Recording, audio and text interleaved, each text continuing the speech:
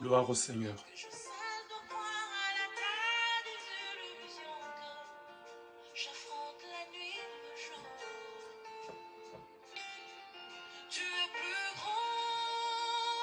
Gloire au Seigneur. Shalom, sœur de Loulou Yundoula.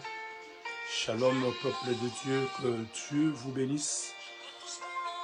Invitez les gens, partagez cette vidéo, appelez les gens, dites-leur que c'est bel et bien parti pour notre programme de ce vendredi 14 mai 2021 afin de proclamer qu'il est vivant, notre roi. Alléluia.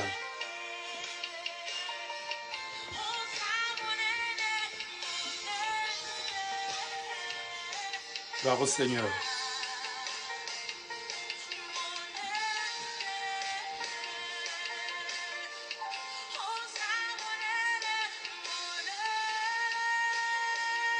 Gloire au Seigneur. Shalom ma fille Taylor. Gloire au Seigneur. Gloire au Seigneur. Nous continuons à célébrer l'ascension. Le Christ ressuscité est monté au ciel. Il est à la droite du Père où il intercède en notre faveur. Bientôt ce sera la Pentecôte. Que le Seigneur soit glorifié et qu'il vous bénisse tous. Mes salutations à toute la famille. Gloire au Seigneur.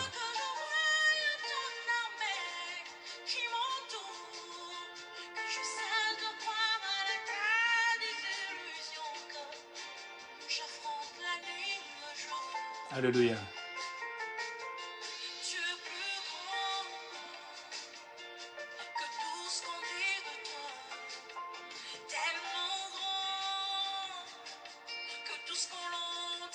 Gloire au Seigneur. Alléluia. Le Seigneur est fidèle. Quel bonheur. Envoyez-nous de cœur. Signalez votre présence. Shalom à tout le peuple de Dieu. Que Dieu vous fasse du bien.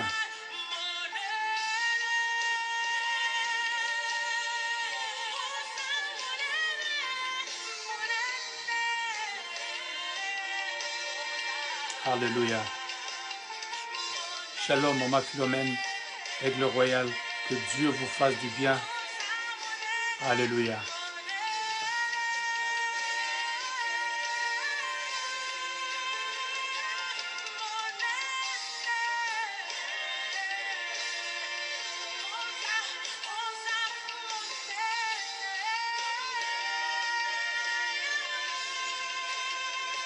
Alléluia.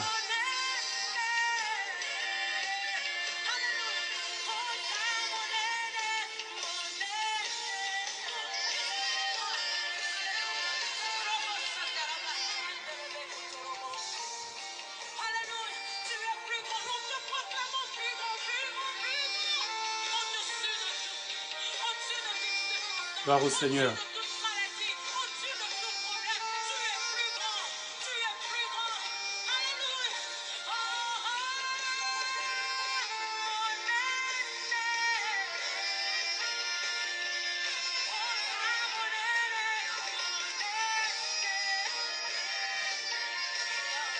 Alléluia.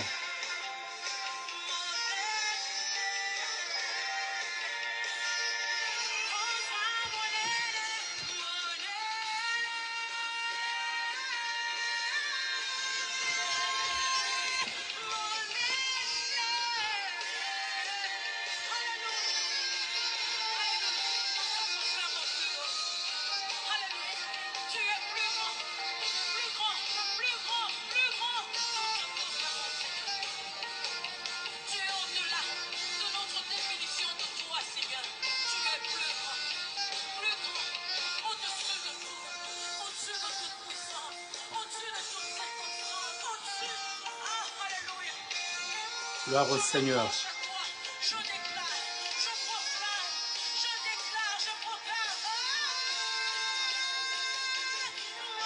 Gloire au Seigneur.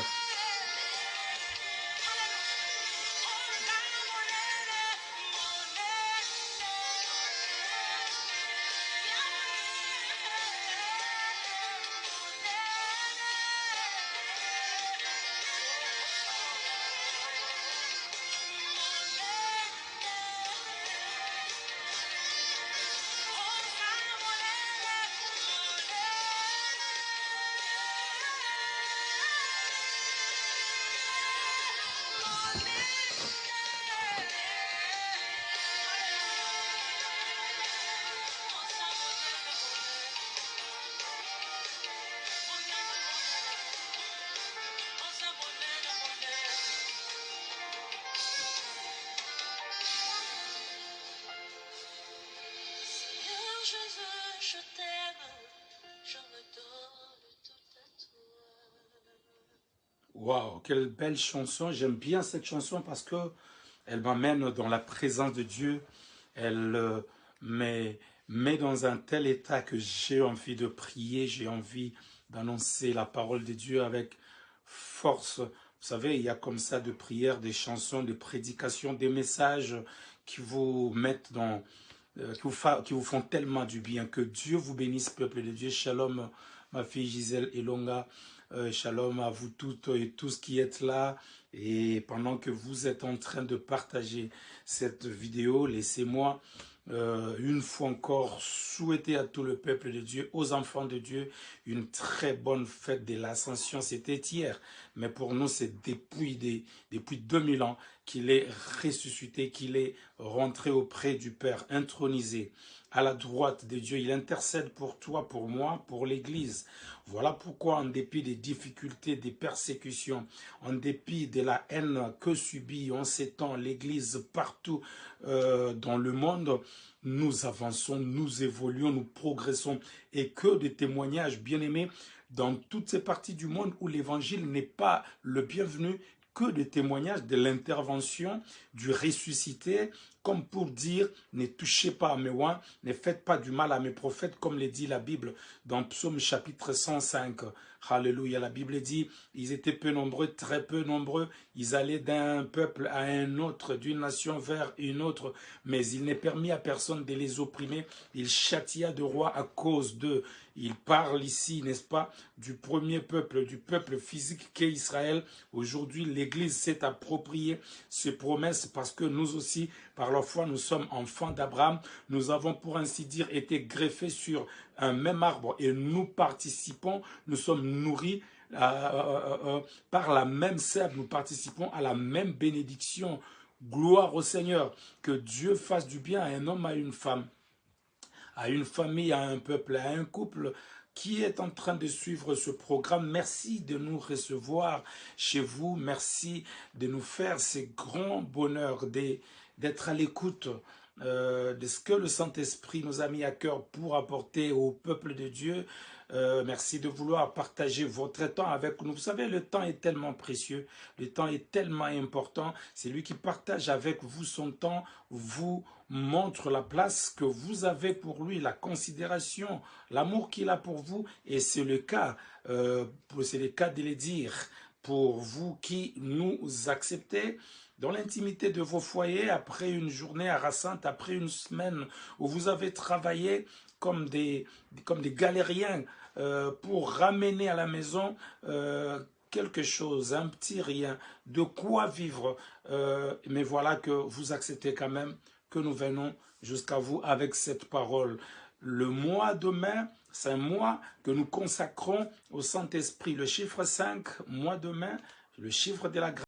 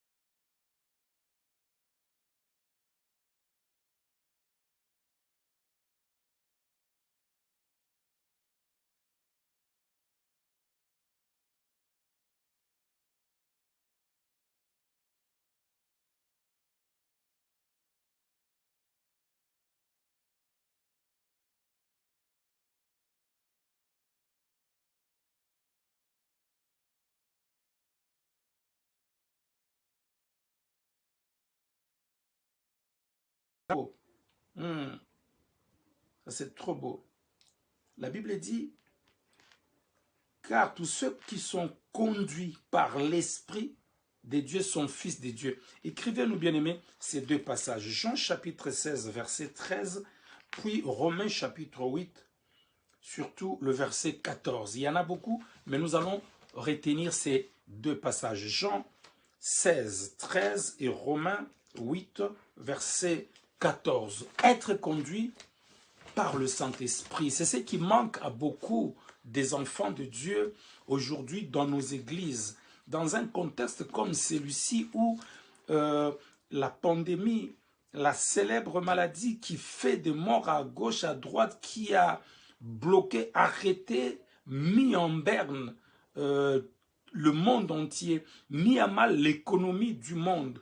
Dans les jours à venir, le monde s'attend à un tsunami des problèmes économiques, des licenciements, de perte d'emploi.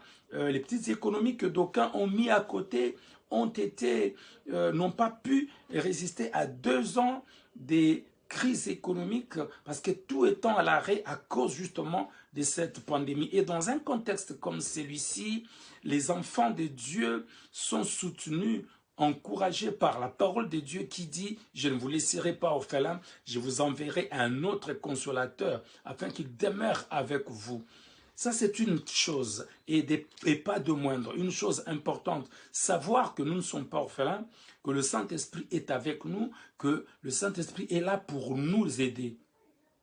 Mes amis, en quoi réside notre salut? Je vais utiliser le mot salut ici pour dire comment nous en sortir dans un contexte aussi compliqué, dans un contexte aussi difficile que celui dans lequel nous vivons. La Bible parle ici d'être conduit par le Saint-Esprit.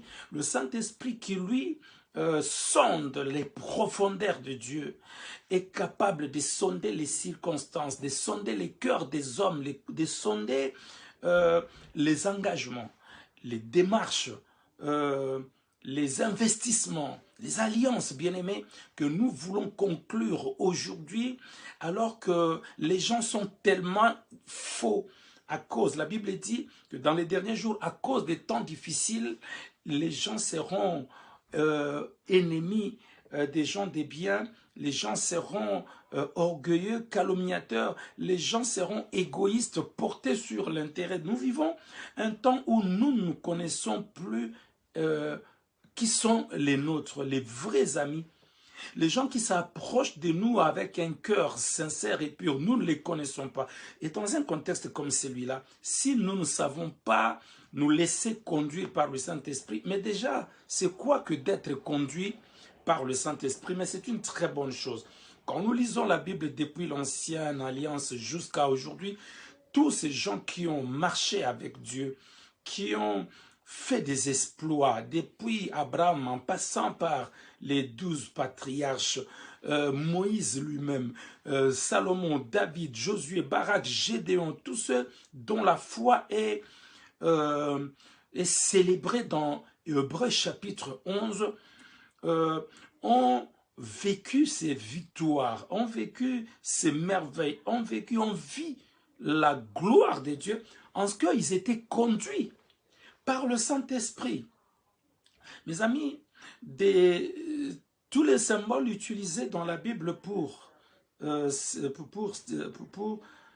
typifier, si vous voulez, le Saint-Esprit, il y en a un qui m'interpelle le plus, qui m'interpelle particulièrement, c'est quand la Bible dit que Jésus sortant de l'eau du baptême où Jean l'avait baptisé, du coup le ciel s'ouvrit et le Saint-Esprit descendit comme une colombe. Ce n'était pas une colombe, on n'avait pas vu un oiseau, mais comme une colombe. On avait l'impression de voir une colombe. Néanmoins, nous sommes intéressés, moi particulièrement, interpellés par le fait que, à cette occasion, le Saint-Esprit s'est manifesté comme une colombe. Le même esprit qui, à la fois, est symbolisé par le feu, le vent, par l'huile, par le cachet, par les arts, n'est-ce pas? Ici, la Bible parle du fait qu'il s'est manifesté comme une colombe, très important. Mes amis, déjà, le pigeon, quand vous le regardez, il dégage une telle grâce, une telle innocence, ce côté inoffensif du pigeon d'abord. Mais quand on va parler encore de la colombe, la candeur, la blancheur, plus l'innocence, plus le côté pas du tout agressif que dégage l'aspect, que dégage donc la colombe, cela ne peut que nous enseigner encore plus.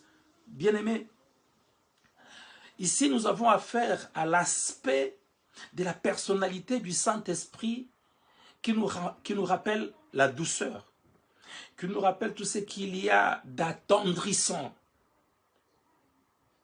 J'aime bien ça. Vous savez, le Seigneur Jésus, au jour de sa chair, arrive dans les temples qu'il trouve transformés en lieu de commerce. Les changeurs de monnaie, les vendeurs de pigeons et autres avaient envahi le temple. Qu'est-ce que le Seigneur va faire?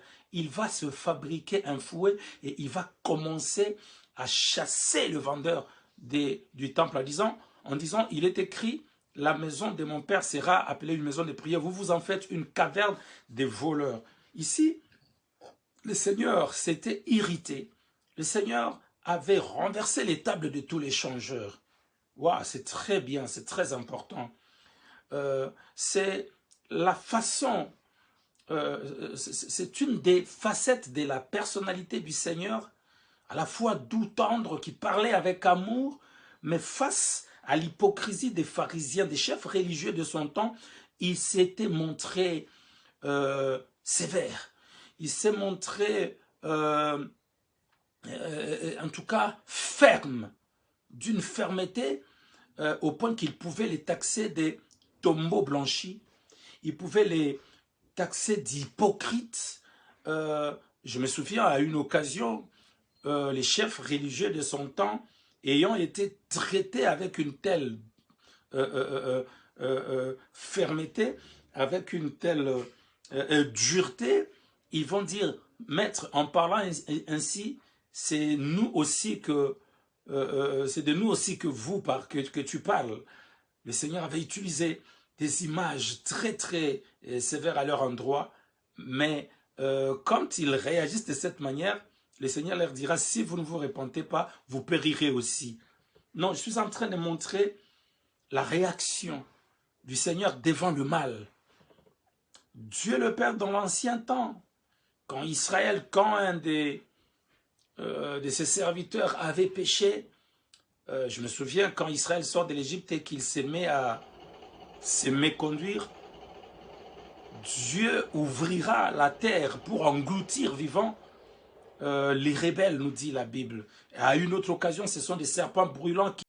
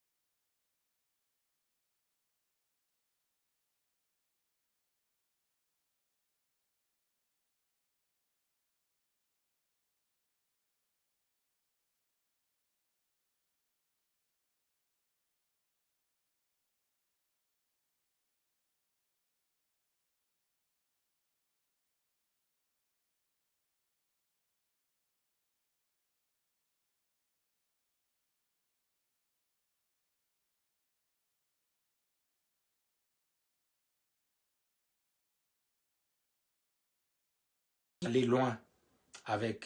Deux personnes ne peuvent pas marcher ensemble s'ils ne se mettent pas d'accord. Si vous ne vous mettez pas d'accord avec le Saint-Esprit, vous ne verrez pas sa gloire. Pourquoi certains chrétiens ont du mal à manifester les dons, les charismes du Saint-Esprit en eux? Tout simplement parce que du fait de la brutalité, du fait de ne pas être tendre.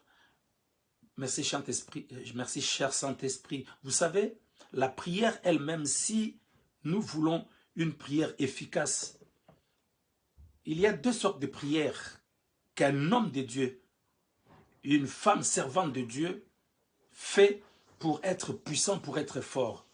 Il y a la première prière que nous faisons dans les calmes. C'est ainsi que la Bible dit que le Seigneur allait vers le désert, allait dans le désert pour prier. Parce que dans le désert, il n'y a pas de bruit, il n'y a rien. Il règne dans le désert un calme extraordinaire. Le Seigneur recherchait le calme du désert pour prier.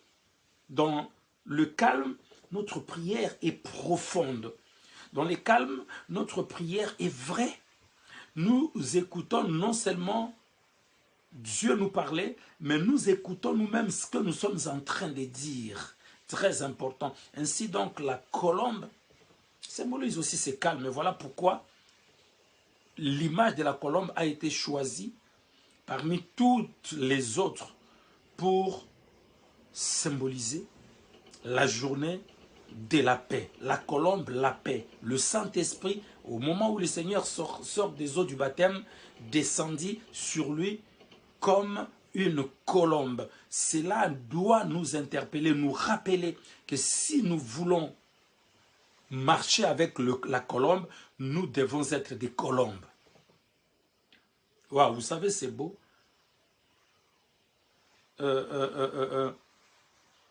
Jean dit, voici l'agneau de Dieu qui ôte les péchés du monde, n'est-ce pas? Si Jésus n'était pas un agneau, l'agneau aussi rappelle l'aspect innocence, douceur, calme. La Bible dit, comme une brebis devant ceux qui l'attendent, il n'a pas ouvert la bouche. Parlant du Seigneur, de son arrestation, de son jugement, de la flagellation, de toutes les douleurs qu'il a dû endurer, elle lui dit, il n'a pas ouvert la bouche comme un agneau devant ceux qui l'attendent. Comme une brebis, comme un agneau. Rien de plus calme. Si Jésus n'était pas un agneau, la colombe ne se serait pas posée sur lui. Je vais dire cela aux enfants de Dieu qui aiment, qui recherchent les dons du Saint-Esprit, qui veulent voir la gloire, la puissance de Dieu. Si nous voulons expérimenter la gloire, la puissance de Dieu, bien-aimés, commençons d'abord par demander à Dieu de travailler notre caractère. Vous savez, on ne naît pas tous avec la douceur. Il y a des personnes différentes des autres qui sont des natures taciturnes, des natures pacifiques, des natures paisibles, des natures calmes, parce qu'ils tirent cela d'un père, d'une mère, en tout cas de l'un des parents qui était comme cela. Mais ce n'est pas le cas de tout le monde. Certains parmi nous, nous sommes venus au Seigneur avec un tempérament chaud du fait de la tribu, du fait de l'ethnie, du fait de nos origines. Il en est qui sont issus d'un peuple ou des peuples barbares, de peuples brutal entre guillemets, de peuples vindicatifs, de peuples au tempérament en tout cas chaud et brutal. Il y en a comme ça. Mais quand on vient en Christ, quand nous ouvrons nos cœurs, si nous le faisons vraiment, nous allons demander à Dieu. Dernièrement, nous avons parlé du brisement. Il a plu à Dieu de le briser par la souffrance, parlant du Seigneur Jésus. Mes amis, nous devons amener notre moi devant le Seigneur, soumettre notre moi au vindique divin, à la volonté de Dieu, pour qu'il travaille notre moi, pour qu'il nous travaille tellement que de l'homme, de la femme, au sang chaud, au tempérament trop animé, agité, on passe à un tempérament calme, posé. Mes amis, les chrétiens qui ont du mal à être posés, à réagir froidement, à prendre les choses, à recevoir même les reproches, les réprimandes, tout ça qu'on peut leur montrer ou apprendre. Ceux qui prennent cela avec douceur, mes amis, peuvent aller loin avec le Saint-Esprit. Vous remarquerez que les personnes au tempérament chaud, au sang chaud, ont beaucoup du mal à manifester les dons du Saint-Esprit. C'est de cela que je voudrais qu'aujourd'hui les enfants de Dieu comprennent. La Bible dit, car tous ceux qui sont conduits par l'Esprit de Dieu sont fils de Dieu. Il arrive que tout chrétien connaît, on a du mal à être conduit par le Saint-Esprit du fait de notre tempérament chaud, brusque, brutal parfois, vindicatif, trop vindicatif. Et ça pose problème. Et c'est ainsi que, faute d'être dirigé comme ça, par le Saint-Esprit, conduit, piloté par le Saint-Esprit, on va au-devant des débâcles, d'échecs, de douleurs, de coups. Mes amis, les enfants de Dieu doivent apprendre à ne pas subir les événements, mais à gérer les événements, les circonstances. La colère peut venir, l'humiliation, la peur, je ne sais pas moi. En tout cas, des circonstances que nous n'acceptons pas peuvent venir, mais on ne doit pas se laisser soumettre, se laisser guider par les circonstances, mais on doit être guidé, conduit, piloté par le Saint-Esprit. C'est ce que, avec de manière posée, j'aimerais aujourd'hui, bien-aimé, que l'on puisse étudier, que l'on puisse apprendre. On avait vu l'autre fois qu'on vient chercher le Seigneur Jésus dans Gethsémani. À la question, il pose la question à ses assaillants, qui cherchez-vous? Ils disent Jésus. Il leur répond, c'est moi.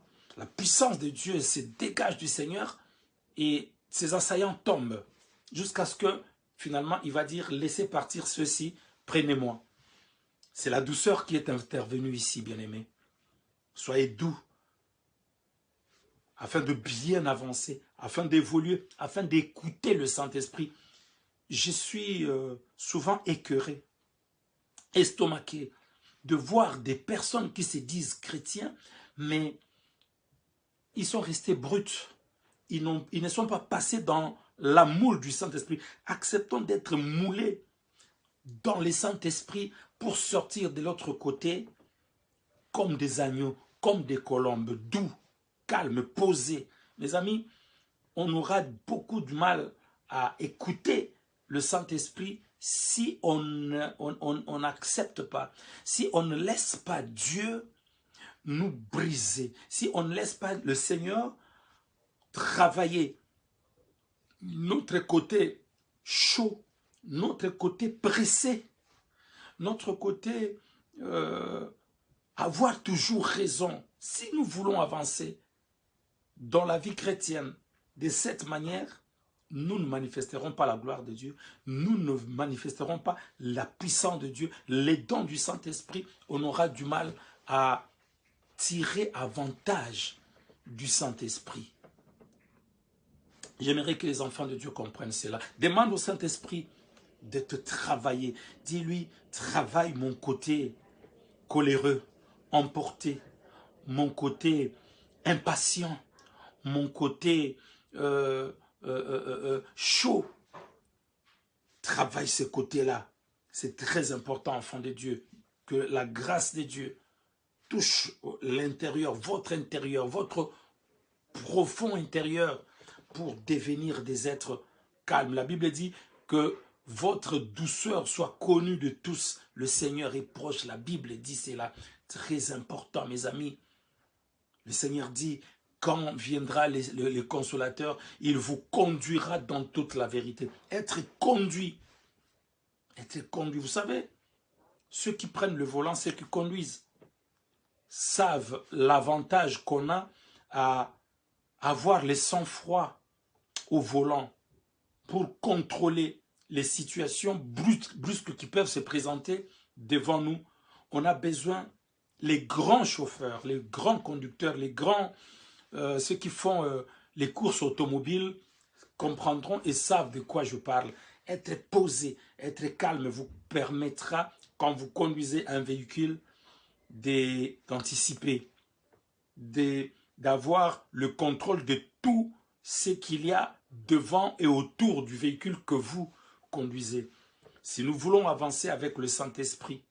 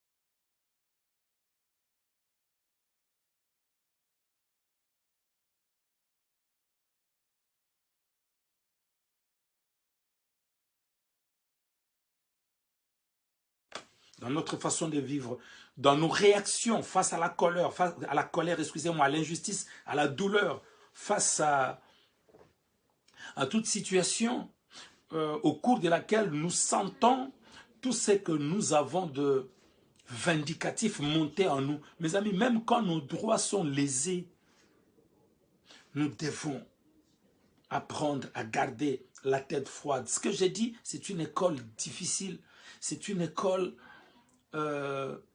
qui demande du temps. Il faut du temps, bien-aimés. Il faut du temps. Si nous voulons que le Saint-Esprit se serve de nous, si nous voulons que le Saint-Esprit nous conduise, ici, il est plus question de la conduite.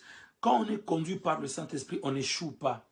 Quand on est conduit par le Saint-Esprit, on n'a pas peur. Quand on est conduit par le Saint-Esprit, on ne commet pas des erreurs. Quand on est conduit par le Saint-Esprit, on ne se trompe pas parce qu'il est Dieu. Écoutez, enfants de Dieu, le Seigneur dit, je m'en vais, je ne vous laisserai pas orphelin. Donc aujourd'hui, dans l'Église, le Seigneur a laissé la place au Saint-Esprit. Je sais que nous sommes dans le domaine du spirituel, mes amis. Dieu est partout à la fois. Mais dans l'église, là où 2 ou 3 sont réunis en mon nom, au moment où ce live est en train d'avoir lieu, c'est lui qui gère tout. C'est lui qui vous a rappelé. C'est lui qui fait que vous vouliez peut-être passer, mais que vous vous êtes arrêté pour suivre ce programme. C'est le Saint-Esprit. Donc c'est lui qui gère l'église. C'est lui qui conduit l'église. C'est lui qui nous conduit. Donc même au moment où nous prions, c'est le Saint-Esprit qui est là. Et si le Saint-Esprit a une place aussi importante dans l'église, si le Saint-Esprit est au cœur de notre foi, nous devons apprendre à l'écouter pour être conduits par lui. Si nous ne sommes pas conduits par lui, nous échouerons certainement. Si nous ne sommes pas conduits par lui, nous ne sommes pas enfants de Dieu. Romains chapitre 8, verset 14 les dit, car tous ceux qui sont conduits par l'Esprit de Dieu sont fils de Dieu. Ou bien nous sommes fils de Dieu, ou bien nous ne le sommes pas. Et nous sommes fils de Dieu uniquement quand nous sommes conduits par le Saint-Esprit. Mes amis, que le Saint-Esprit nous remplisse, qu'il prenne toute la place en nous, qu'il décide, qu'il se serve de nos émotions comme on l'a vu, qu'il se serve de notre volonté, de notre parler, de nos priorités, de notre vie pour que le Seigneur soit glorifié dans notre vie. Si l'Esprit nous conduit, mes amis, nous n'échouerons pas, nous ne nous tromperons pas, nous aurons moins de douleurs, moins de coups, moins d'humiliation, parce qu'il sait tout, il voit tout, il est partout, il sonde la profondeur de Dieu. Comment ne sondera-t-il pas les gens autour de nous? Mes amis, si parfois les gens nous trompent, si les gens peuvent nous flouer, si les gens peuvent nous induire en erreur, c'est parce qu'on n'avait pas su écoutez le Saint-Esprit pour se laisser conduire par lui. Quand l'Esprit vous conduit, bien-aimés, les gens auront peur de vous. Parce qu'à peine se présentent-ils devant vous, à peine sont-ils en train de chercher quel mot dire pour vous tromper, vous serez déjà au courant. Vous serez au courant. C'est comme ça que il y a des dons comme le discernement des esprits. Quelqu'un est en face de vous, mais vous savez quel est l'esprit qui l'anime au moment où il vous parle. Un enfant qui vient de commettre une bêtise ou qui est en train d'en commettre une et qui cherche à vous tromper, vous les sentirez, vous les saurez. Au fait, la vie chrétienne, bien aimée, parce que le surnaturel, c'est notre domaine. Le surnaturel, c'est notre élément. Voilà le mot que je cherchais. Quand on parle du surnaturel, nous sommes dans notre élément. L'élément du poisson, c'est l'eau. L'élément des oiseaux, c'est l'air, le ciel. L'élément des animaux, c'est la forêt. L'élément du chrétien, c'est le surnaturel. Les domaines du surnaturel, mes amis. Nous devrions normalement régner, nous sentir tellement à l'aise dans les choses de l'esprit. Mais comment est-ce possible si nous ne sommes pas des personnes pacifiques? Si la douceur n'est pas le trait dominant de notre caractère, prie Dieu, dis Seigneur, prends ma volonté, prends mon cœur. Seigneur, prends mes priorités, mes raisons, mes droits qui ont été lésés, prends-le. Je n'ai pas de revendication à faire, je me laisse guider par toi. Mes amis, ça va commencer dans notre vie de chaque jour, ça va nous accompagner dans notre vie professionnelle, à l'église peut-être, dans la rue, auprès de personnes qui ne nous connaissent pas. Ils peuvent nous humilier, nous regarder comme moins que rien, vouloir nous marcher dessus, mais parce que nous sommes décidés de nous laisser enseigner, parce que nous sommes inscrits, je voulais dire, à l'école du Saint-Esprit où il va nous enseigner la douceur. Si nous sortons, si nous réussissons à l'examen de l'école de la douceur, le Saint-Esprit deviendra notre ami. Moi, j'ai vu beaucoup de gens se proclamer l'ami du Saint-Esprit. C'est devenu un vain mot. Vous verrez des frères, des sœurs, dont la vie est une vie de conflits perpétuels, des conflits avec tout le monde, conflits en famille, conflits à l'église, conflits avec ses encadreurs spirituels, conflits à gauche, à droite, mais il s'est fait appeler ami du Saint-Esprit. Mes amis, nous nous trompons nous-mêmes. Le Saint-Esprit, c'est la douceur. Le Saint-Esprit, c'est la douceur. Et je vais répéter ce que j'avais dit dans mon introduction. On n'est pas tous nés avec la douceur. Il y en a quelques-uns qui ont hérité de l'un des parents la douceur, même dans son parler, dans sa façon de se comporter. Il a hérité la douceur. Je ne parle pas de cette douceur que d'aucuns ont appris au séminaire.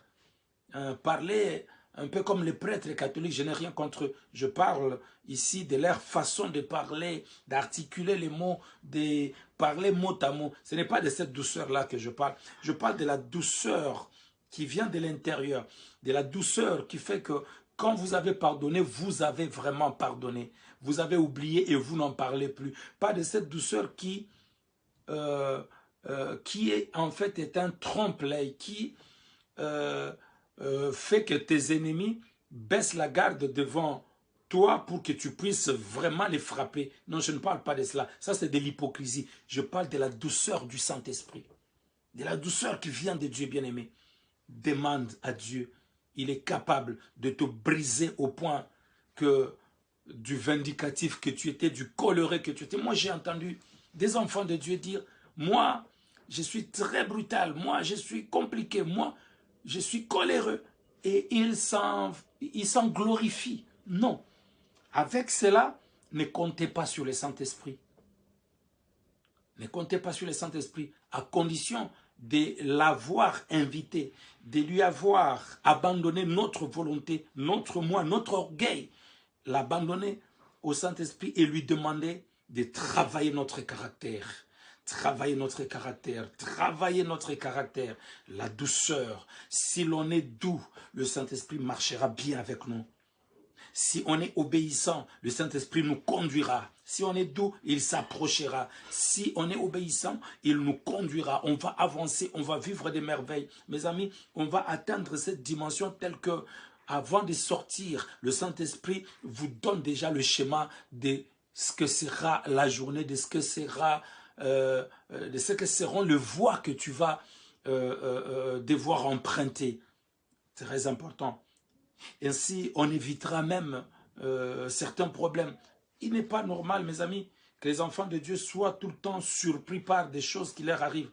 Si on est conduit par l'Esprit, on va lire la Bible. Quand on est conduit par le Saint-Esprit, on aime la prière. Quand on est conduit par le Saint-Esprit, on ne se trompe pas. Quand on est conduit par le Saint-Esprit, on comprend ce que l'homme de Dieu est en train de dire.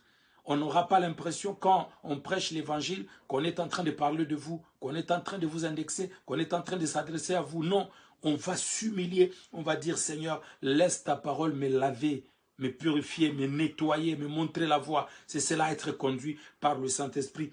Accepter que le Seigneur nous dise, ici nous avons tort. Ici, nous n'aurions pas dû faire cela. Ici, on n'aurait pas dû parler comme cela. Mes amis, le Seigneur revient. Vous savez, même pour entendre le son de la trompette, c'est un message. Le son de la trompette, c'est un signe. Le son de la trompette, c'est spirituellement qu'on va l'entendre. Sinon, même les païens iront à l'enlèvement. Sinon, même les païens iront à l'enlèvement. Le son de la trompette, quand le Seigneur viendra, ne sera entendu ou compris que par les personnes qui ont été pendant toute leur vie conduites par le Saint-Esprit. Des personnes qui auront été toute leur vie conduites par le Saint-Esprit. Ici, le Saint-Esprit comme une colombe. Pas comme un vent, pas comme le feu, pas comme un tremblement de terre ou autre. Non, ici, le Saint-Esprit comme une colombe.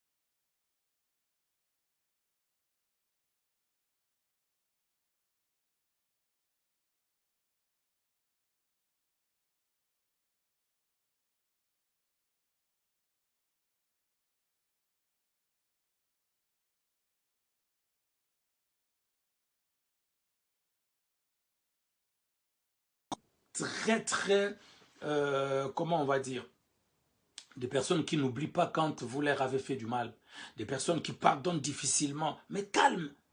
Non, je ne parle pas de ce calme-là, je parle de la douceur, du calme que produit la douceur du Saint-Esprit en nous, bien-aimés. C'est de cela que je suis en train de parler.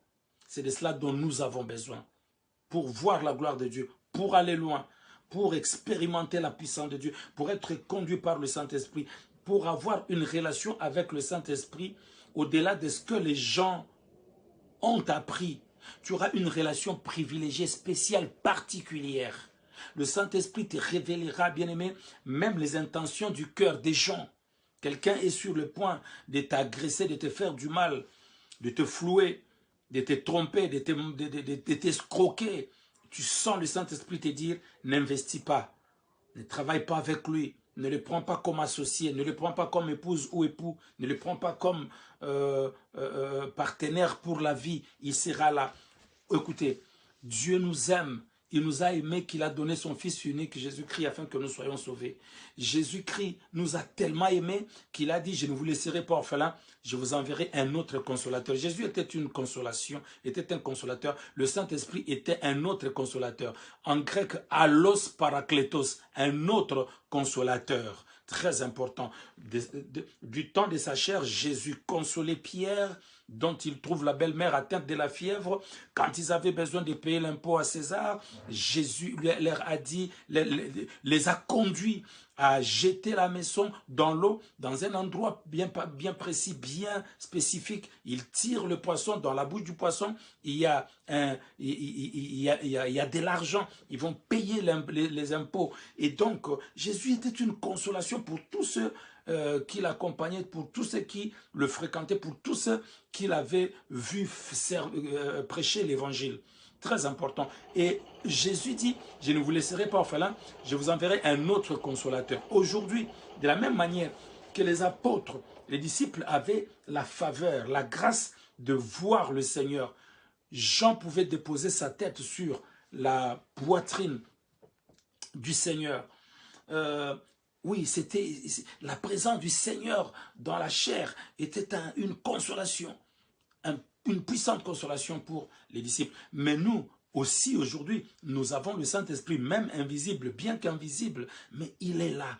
Et si nous voulons nous sentir consolés dans nos maladies, dans l'adversité, face à l'échec, face à l'inconnu, nous avons tout intérêt à entretenir avec le Saint-Esprit une relation particulière. Non une relation comme tout le monde. Bien-aimé, ne sois pas comme tout le monde dans l'église.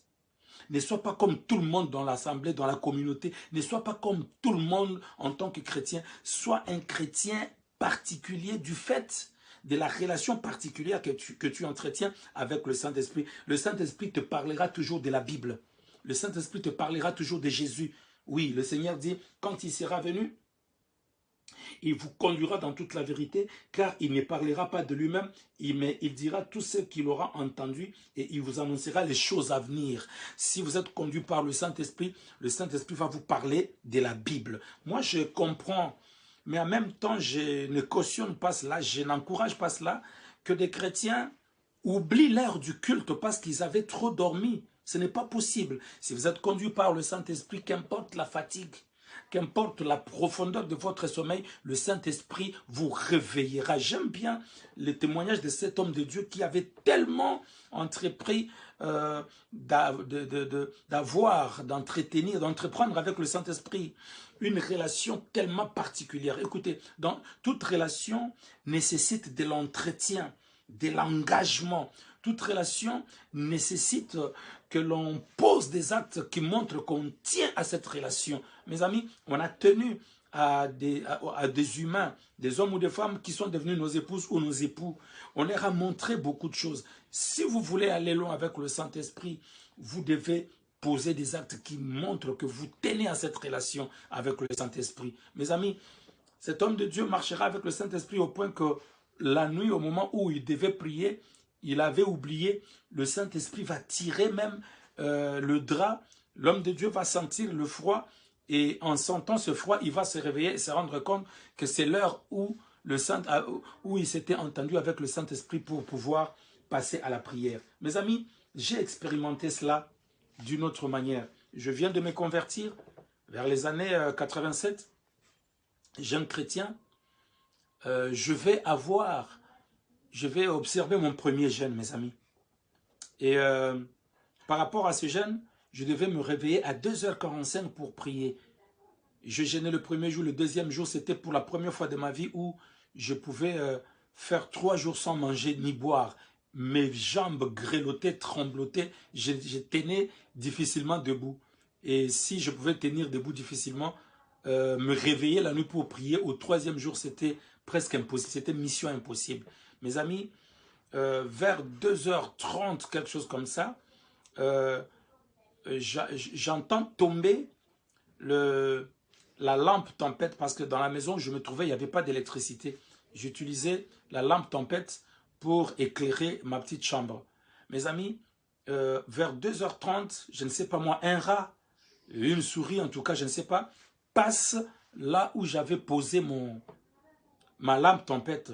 Et la lampe tempête tombe et je ressens la chaleur de la lampe tempête à mes pieds, ce qui va me réveiller. Quand je me réveille, je vais tout de suite à ma petite montre et je me rends compte qu'il était 2h30, donc dans 15 minutes, il allait être 2h45, l'heure à laquelle je devais prier selon ma convention, mon entente, mon contrat, mon alliance avec le Saint-Esprit. Mes amis, si vous tenez à ce que le Saint-Esprit vous amène loin, si vous voulez aller loin avec Dieu, vous voulez aller loin avec le Seigneur Jésus, l'Esprit est l'agent et la personne de la divinité chargée justement de nous conduire. Jean chapitre 8 verset 13, Romains chapitre Jean chapitre 16 plutôt verset 13, Romains chapitre 8 verset 14. Je ne vais pas donner beaucoup de versets, je veux que l'on retienne ces deux versets comme deux piliers de notre enseignement aujourd'hui. La prophétie que nous cherchons, la parole de connaissance, savoir des choses, ne pas être surpris par les choses, tout cela, au fait, c'est notre droit. C'est notre droit de mener une vie chrétienne telle que les personnes autour de nous vont commencer à nous regarder comme des magiciens, vont nous regarder comme si on était... voilà. Parce que ils viendront devant nous avec des intentions, mais nous aurons été mis au courant de leurs intentions. C'est ça la vie chrétienne dans sa dimension surnaturelle. On ne doit pas être des chrétiens comme tout le monde. On doit être des chrétiens spéciaux, particuliers. Des chrétiens qui ne ressemblent pas aux autres. Mes amis, voilà ce que le Saint-Esprit m'avait mis à cœur. J'ai beaucoup insisté sur les mêmes versets. J'ai insisté sur les mêmes versets, sur les mêmes citations, sur les mêmes exemples pour que ça reste, pour que ça demeure, pour que ça rentre en nous. Que le Seigneur vous bénisse. Être conduit par le Saint-Esprit. L'Esprit, s'il vous conduit, il vous parlera de Jésus. Il vous rappellera l'heure de la prière, l'heure du culte. Il vous rappellera de donner la dîme. Il vous rappellera de gagner les âmes. Il vous rappellera tout ce qui rend gloire à Dieu. Il va nous conduire. J'ai besoin d'être conduit par le Saint-Esprit. Je vais avoir des frères et des sœurs conduits par le Saint-Esprit. Je veux des enfants de Dieu conduits par le Saint-Esprit. Des gens qui savent écouter le Saint-Esprit. Les amis, ça va commencer dans les petites choses. Il va vous demander de vous réveiller à telle heure. Il va vous demander d'aller voir un tel et de lui parler de l'évangile. Je sais de quoi je suis en train de parler, mes bien-aimés. Moi, il m'arrive de recevoir le nom de la rue, le numéro de la rue, le nom de la personne qui habite la parcelle ou la concession où je veux amener le message. Oui, bien-aimé. Le Seigneur me donne des messages du genre, dans telle maison, il y aura tel problème, j'arrive.